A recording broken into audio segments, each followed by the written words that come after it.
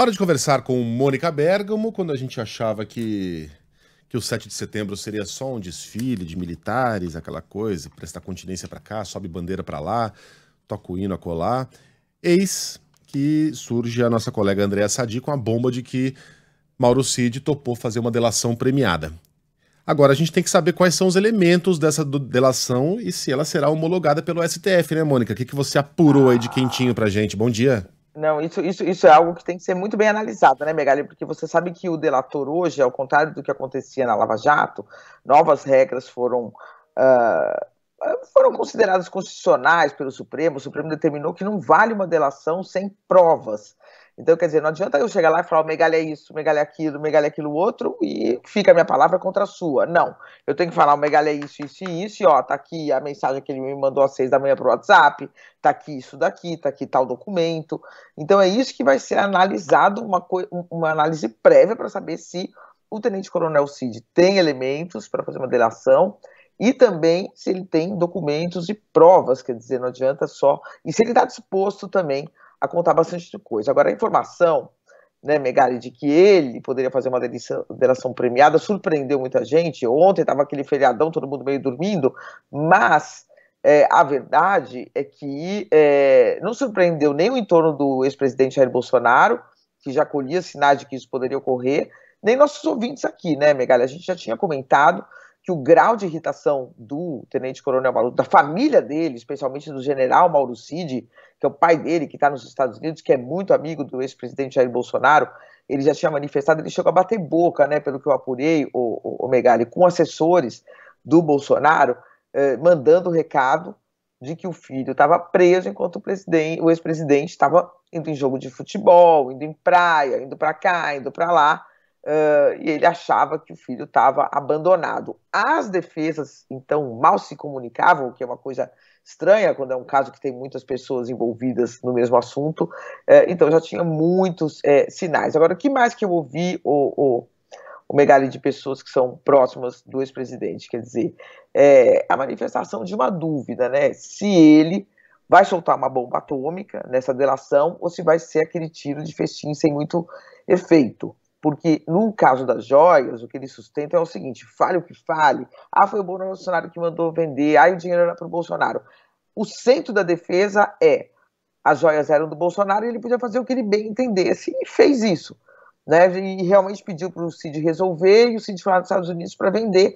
Bolsonaro não sabe detalhe nenhum sobre como foi feita essa venda. Agora, isso é o que eu ouvi de mais de uma pessoa do entorno do ex-presidente. Agora, fato é, né, Megali, que o tenente-coronel Cid, ele era o mais próximo, o mais íntimo assessor do ex-presidente, quem mais conhecia o dia a dia, a rotina do ex-presidente. Ele cuidava das contas da primeira-dama Michele, ele cuidava das contas do ex-presidente, ele atendia todos os telefonemas, ele fazia o meio de campo entre o Bolsonaro e praticamente todo mundo exterior, fora do palácio. Ele tinha até a senha do SUS, né, do cartão do SUS ali, virtual, do ex-presidente. Há uma expectativa no Supremo, o Megali, de que ele seja, inclusive, uma ponte e conheça muito a relação do ex-presidente com o empresariado bolsonarista, né? Que ele seria esse elo de ligação e de administração dessas relações, vamos dizer assim. Por isso a expectativa é bem grande sobre o que ele pode falar, Megali.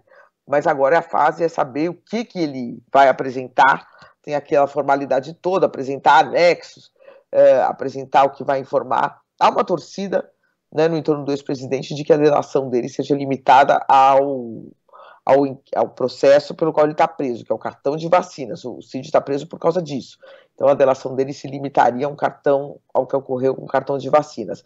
Mas seguramente a expectativa da Polícia Federal é bem mais ampla, do Supremo Tribunal Federal também. E a parte curiosa dessa história, né, Megali, é que o atual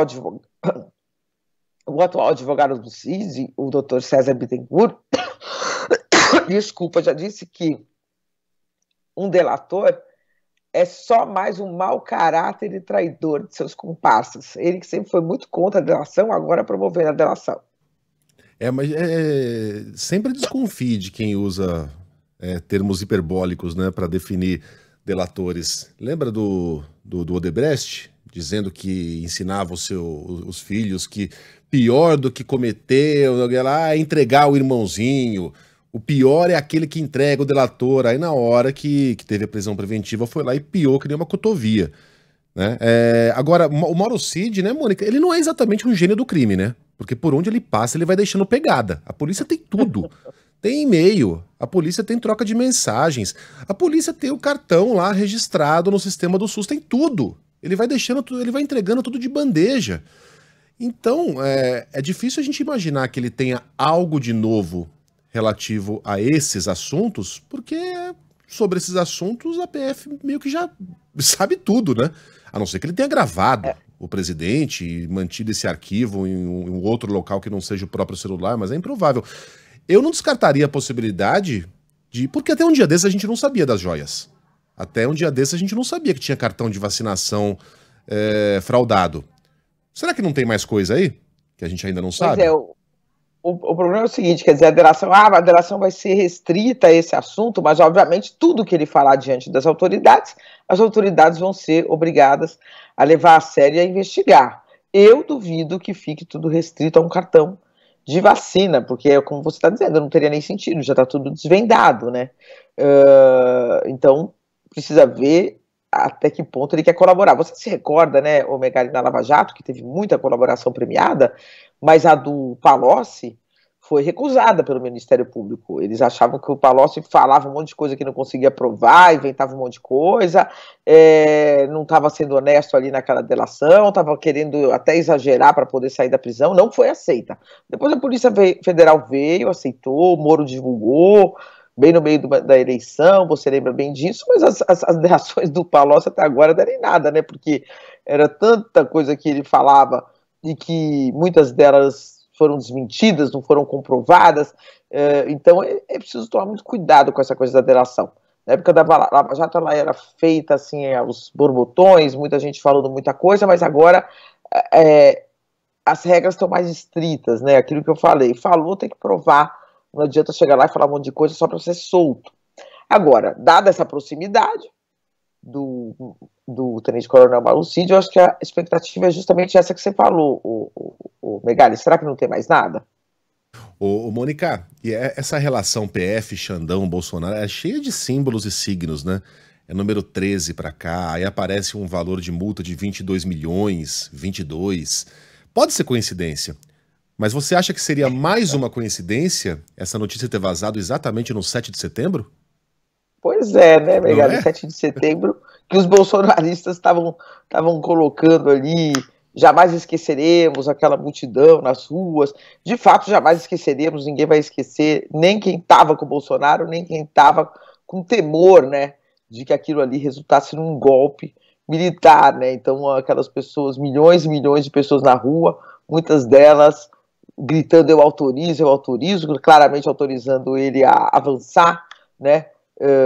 Em direção a um golpe, era assim que era lido, e bem nesse dia em que estava todo mundo aí eles estavam com saudade, falando que estavam com saudade disso, vem essa notícia, né, de Brasília, de que pode ter uma delação. Isso bem no 7 de setembro, eu acho que azedou um pouquinho a comemoração que eles faziam nas redes do 7 de setembro do passado, né?